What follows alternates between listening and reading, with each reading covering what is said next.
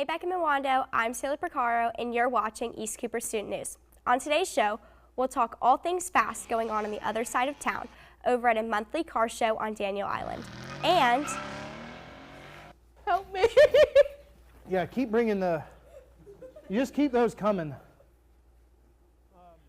We've got our own version of hot wings from Fisher with even hotter questions from Amelia. Plus, give you a look to the closest thing to the Broadway lights you can get in the East Cooper community. And it all starts right now on ECSN.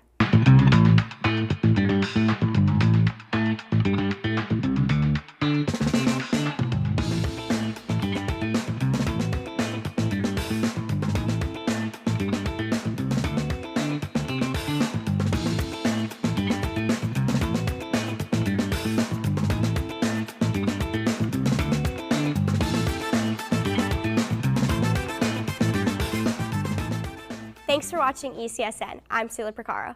November is the month of giving, and several students at the East Cooper CAS started the month off on the right foot, literally.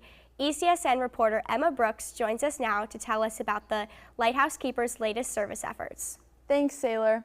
The Lighthouse Keepers do several service projects each year, and this year they partnered with the Rotary Club to fill some big shoes. Pretty often you see a line like this at Target. But on November 9th, this was a different kind of line. The CAS Lighthouse Keepers partnered with the Rotary Club to host their 18th annual Happy Feet drive. Happy Feet is an effort that the Rotary Club makes to give kids a new pair of socks and shoes. We've been giving free shoes and socks to all the students in Mount Pleasant that schools and guidance counselors recommend, and they get coupons and such. So the goal today is hopefully to give away about 300 pairs of shoes. We have 506 names from the various schools for the students, and in general, over 18 years, about 52% show up. So it might vary like 0.5% one year or the other, but it's almost always 52%. So let's hope for 300 today. That'd be good. Lou Mello runs the Rotary Club. He got the idea for Happy Feet at a conference back in 2007. He's been doing this ever since. Some lady said, we do Happy Feet. And they do it for one school out in California. And I thought, okay, I'll bring this back to my board because I was the incoming president in 2007. So I asked the board, I said, can we do this? And they said, sure, you're in charge. Go ahead, figure it out. Starting at 7:30, families lined up outside of Target for the event. Event workers then checked kids in, measured their shoe size, then walked them through the shoe aisles to help them find their dream shoes. That's where the Lighthouse Keepers came in. Students took the kids around to find their perfect pair of socks and shoes. With the season of giving in full effect, these shoes were free of charge, courtesy of the Rotary Club. It's a way to help kids in terms of, you can't get an education if you're hungry, or if you don't have shoes, you don't have clothes. It's just a way to make it easier for folks that maybe don't have as much as we do.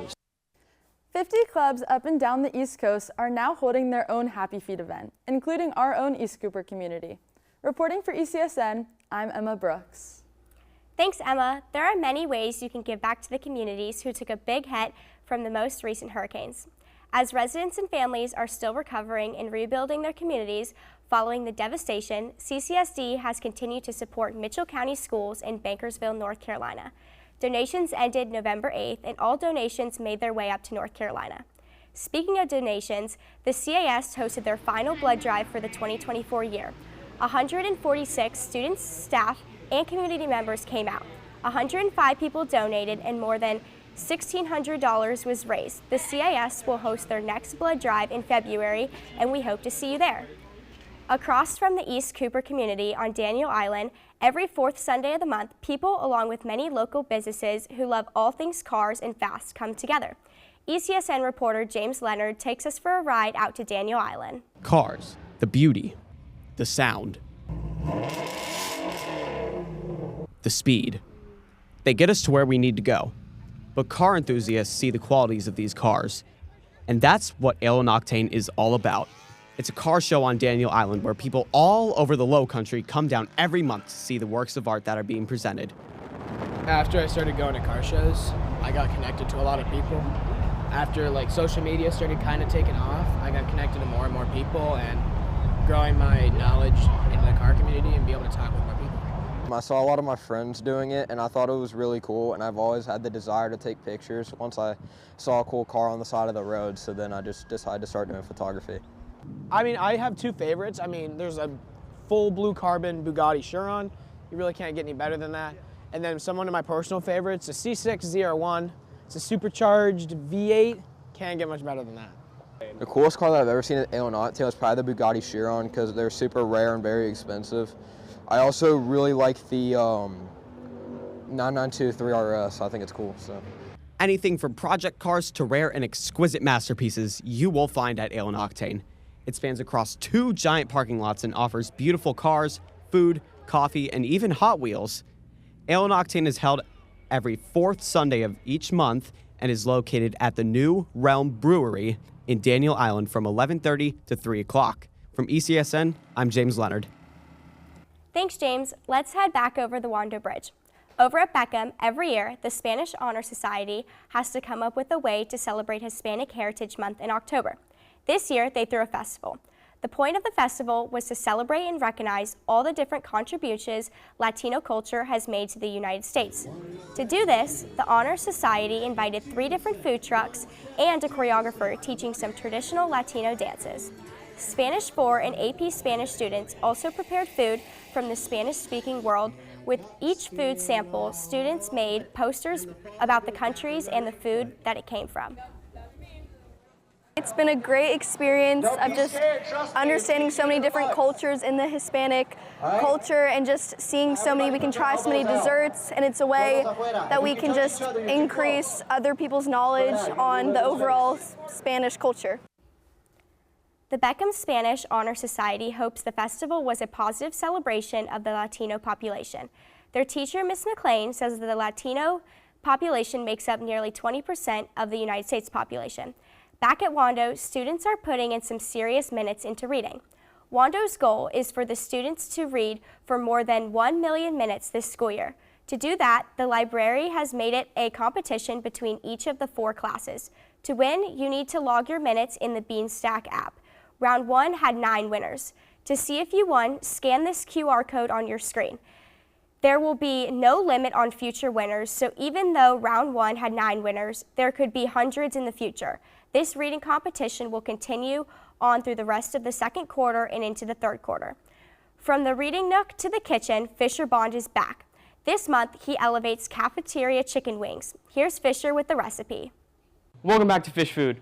My name's Fisher, and I'm here to teach you how to elevate the food you can find in the school cafeteria.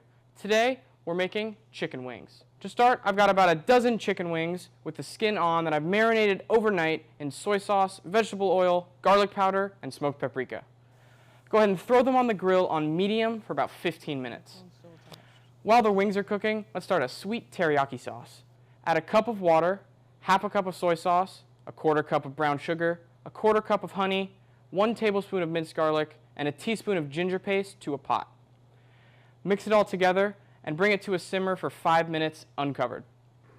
When that's finished, mix in 2 tablespoons of cornstarch mixed with cold water and stir together and let it rest.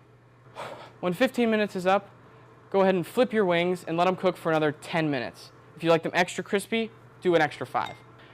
When the wings are done, take them off the grill, add to a heat-safe bowl, and toss thoroughly with your teriyaki sauce and sesame seeds. I want to throw some green there we on go. here. And that's how you elevate chicken wings. Now I want to pass these over to Amelia, who's heating things up on her end. Thanks, Fisher. Today we're doing hot ones, where we've got hot wings and even hotter questions. And today's guest is Mr. Fabiano. Hey! Oh, Mr. Fab. Should we start with our first wing? Yeah, what do we got here? Regular, this is just the classic all one sauce. garlic Fresno. Ooh, I like Fresno peppers. I'm gonna get hot sauce all over this desk. And it's gonna be all right. Let's dig in. Okay. Oh. Definitely got that Chipotle flavor. The last dab, experience spelled with an X. Over 91% pepper X hot sauce. Here's the thing, is this thing is drenched in sauce, and this says the last dab. Like we're supposed to just dab it in there. I don't want to do this. That's hot. I'll put your adult pants on for this one. It's clean. Do not drink the water. I'm sweating. Can you see that? I can't breathe. Thanks, guys. Things are also heating up in the theater. Earlier this month, they performed Beetlejuice. ESN reporter Alex Larson has a unique before and after look at the show. Lots of lights and lots of action. When you watch Wando's performance of Beetlejuice, that was a big takeaway. Director Mr. Moser says he wanted to create a visually appealing show. We caught up with the director to hear his vision both before the show and get his reaction after the show. If they come in and see the same old things that they saw last year, everybody's going to get bored. But if we can add new things like these moving footlights that you see around here, we can really show people the cool effects that we have. I think aesthetically, this is a show that I'm the most pleased with. But I think that this show really just took what we did last year and took the ante up. And I am just so proud of it and everybody on stage, yeah. Before dressing up as the iconic Ghost with the Most, lead actor Jeremy Roque has practiced day in and day out for nearly 5 years to prepare for his most anticipated performance. Jeremy says learning the choreography and music helped him become an efficient actor both before and after the show. Oh, I am so excited for that beautiful sound. Our choreographer, Izzy Pelbath, one of our students here, created a great dance number. It's still that beautiful sound. It's awesome. I love the dance. Having so much fun with Lydia. So tiring at the first. We were gasping for air when we started doing it, but now that we're doing it now for real, it's just awesome. And after the curtains closed, Jeremy and Mr. Moser were able to celebrate the show and figure out how to improve their next one. If I could have done anything differently, I will say that I would have figured out a way to mic more people and also spent more time on the sound. Sound, when it comes to a technical show, is the most unpredictable element. And so if I could just finally get a master technician in here to figure out where all of our mics are and get everyone mic'd up and all that kind of stuff, that would be great. Well, I have no complaints. That was a perfect show. Tech problems one time, but other than that, I was prepared perfectly. It was just awesome. Thanks, Alex. As winter is around the corner, the dance program is preparing for their winter showcase. Their performance shades will be on December 4th at 7 p.m. Scan the QR code on your screen or go to GoFan to buy tickets. On the other side of Main Street, Wando athletes celebrated early signing day. ECSN reporter Reese O'Donnell has more about all the athletes getting ready to play at the next level. Many students play sports throughout their years in high school, but for some, it's more than just a game. On November 13th, Wando held its first signing day of the year. This event is a big deal for athletes who plan to play in college. They get to signature their commitment to a school. Really the community coming together and being able to show that what that support was like for them coming up through the ranks. And I love days like today because it's really a culmination of a career in high school, and we're excited about them for the next step. So this is always one of my favorite events of the year. If it's one of Principal Coker's favorite days of the year, then you can only imagine how it must feel for athletes like Connor Coretta. Well, I've been working for this for 12 years now. I've been playing lacrosse since I was 6. I'm just so glad I'll be able to play at the next level. Oh my gosh, it's a weight off my shoulders. Among the 10 athletes signing, there were a few who were able to commit to a Division I school where they will play at the top college level.